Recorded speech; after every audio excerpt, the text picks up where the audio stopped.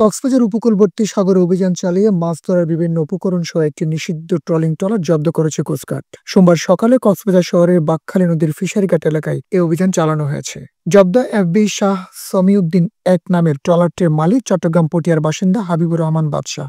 Coast guard সহ সংশ্লিষ্টরা জানিয়েছে, গভীর সাগরে অবাধে চলছে নিষিদ্ধ ট্রলিং বুটের মাধ্যমে মাছ শিকার। এতে মৎস্য সংকট দেখা দেওয়ার পাশাপাশি মারাত্মকভাবে ক্ষতিগ্রস্ত প্রকৃত জেলেরা। এই জব্দকৃত ট্রলারে থাকা জেলেরা ট্রলিং এর ক্ষতিকর দিক সম্পর্কে জানলেও বিষয়টি তারা অস্বীকার করে।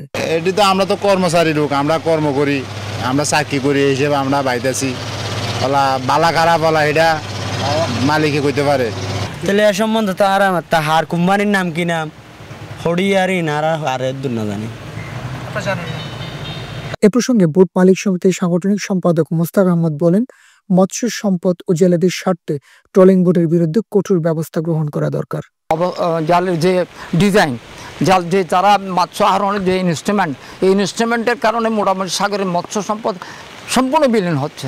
এই ধরনের কোনো টানা ইঞ্জিন দিয়ে যে মাছ শিকার করে, ফিশিং ভেসেলের নিয়ে, এগুলি সাগরে বন্ধ হোক। কারণ এই সব ট্রলির মাধ্যমে মোটামুটি সাগরের মৎস্য সম্পদ নষ্ট হচ্ছে এবং মৎস্য সম্পদ বাংলাদেশের হ্রাস পাওয়ার পেছনে কারণটা হচ্ছে এরা।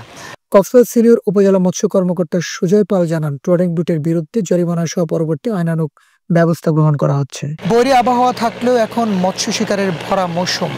জেলেদের বরাবরই যেটি অভিযোগ ছিল সেটি হচ্ছে ফিশিং এর পাশাপাশি কিছু ট্রলিং বুট রয়েছে যেগুলো মাছ ধ্বংস করছে এবং তাদের মৎস্য শিকারে ব্যাঘাত ঘটাচ্ছে। জেলেদের প্রত্যাশা যেন ট্রলিং বুট সাগরে যেতে পারে না এবং তারই অংশ হিসেবে কোস্টগার্ডও অভিযান অব্যাহত রেখেছে। উমর ফারুক হিরু, চিটং টিভি অন, কক্সবাজার।